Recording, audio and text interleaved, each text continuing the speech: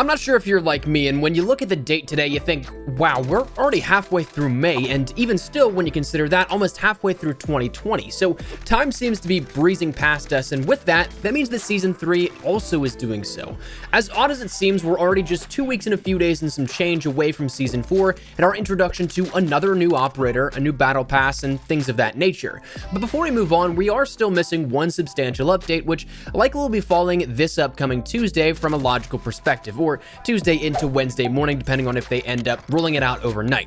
But while we know of these things, they'll be getting like the new maps that are coming up, there seems to be a decent bit of adjustments and changes made to the game as well, which I want to discuss with you here in today's video. 19 changes likely coming as the next update, including some big fixes, all the way down to some technical changes. So with that said, let me know your thoughts down below. What would you like to see adjusted or fixed and why? And as well, if you are new to the channel, perhaps a part of that nearly 75% of viewers not subscribed, maybe considering that subscribe button to stay up to date on a daily basis with all things Modern Warfare and Warzone content, especially as we round closer to Season 4 and all things that come along with that. But anyways, let's jump into it. I want to start out by kind of taking this in different sections. First, traditional MP changes, working our way into then Warzone changes, and then finishing up with some technical stuff and some other things out there. But for the multiplayer changes, from the officially kept Infinity Ward Trello board detailing these issues, we'll see a handful of things being changed out. Firstly, one big one is the Season 3 reward emblems not being rewarded properly. You can still get, to my knowledge, the 10th completion emblem, but it's not animated as it should be like all the other ones are in the past. Now,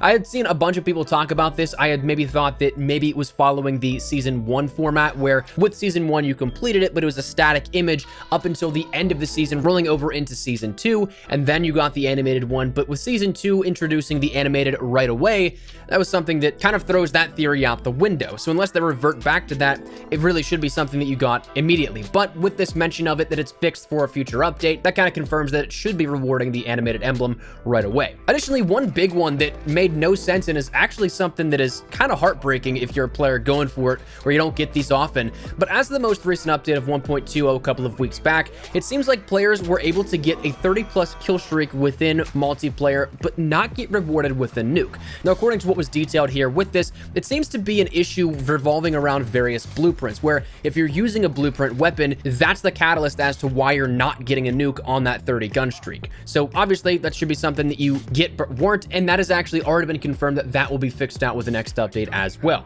There also seems to be a visual bug of some challenges resetting down to 0. I noticed this a lot when going for Obsidian. It was something that right now there's a temporary workaround and a fix for it of just simply restarting your application, but you shouldn't have to do that to see your challenges track. So that's something that's fixed out as well. The next two things are kind of bridges between multiplayer and Warzone, because they're going to be effectively adjusted in both of those positions. But the first one I want to talk about is that of the ghost heartbeat sensor issue, in which this is something you may have seen in a tweet, video, Reddit thread, wherever it may be, or you may have experienced for yourself, in which you end up having ghost on in either MP or Warzone, but when you watch the kill cam back of the player that kills you, that was something that they have their tablet out with a heartbeat sensor and you still show up on it, which you're not supposed to.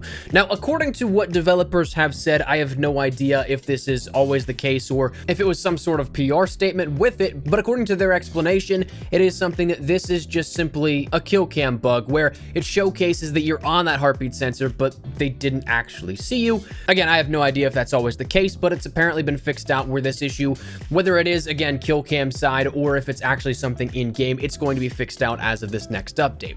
The other big thing that, again, is the bridge item between MP and Warzone, and is one that probably is more so going to be recognized just simply due to some slight meta in that, is an RPG nerf. Now, it's not said in what capacity it will be nerfed, whether it's the splash damage, the damage itself, or anything in between there, but multiple developers, including Joe Seacott as well as Amos Hodge from Raven, have mentioned that it is going to be seeing an adjustment and some slight nerf to it as of the next update. And this has been known for a little bit of time now. We already had the snake shot nerfs, and this was the other thing that was kind of grouped in with that sort of we need to take a look at it bundle. And the snake shots were always mentioned as a smaller update needed, but the RPG is going to be in a larger title update for tuning past there. So with this going to be the next update on deck, seems likely that's going to be coming as well. Now, jumping over to some more Warzone specific changes, a lot of these come down to some bugs made. Whether or not we see some things in terms of game alterations like the previously mentioned new items that are independent of loadouts, whether or not we see some map changes or anything like that,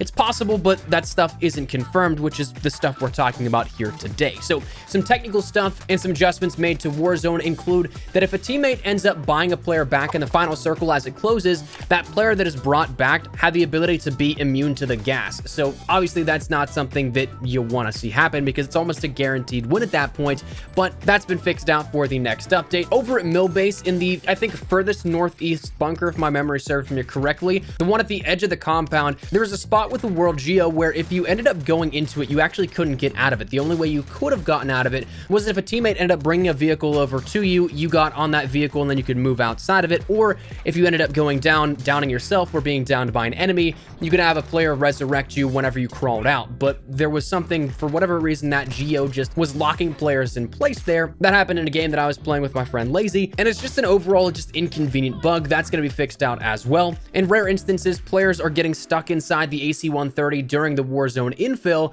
and actually it's made for some kind of interesting and kind of cool screenshots where players are first-person perspective inside that. They can't move, unfortunately, which is where the bug arises, but that's going to be fixed out as well. There's multiple reports of issues with voice chat after the update on the 28th, which is also update 1.20, and that's been consistent now for a couple of weeks, and it's still something that I see issues players having with that. So that's going to be fixed out as the next update.